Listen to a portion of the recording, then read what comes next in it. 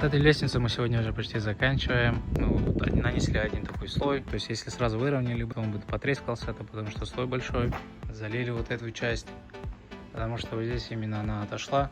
Первый слой отошел, мы его сняли полностью, демонтировали и залили вот эту часть. И здесь у нас будет резиновая крошка.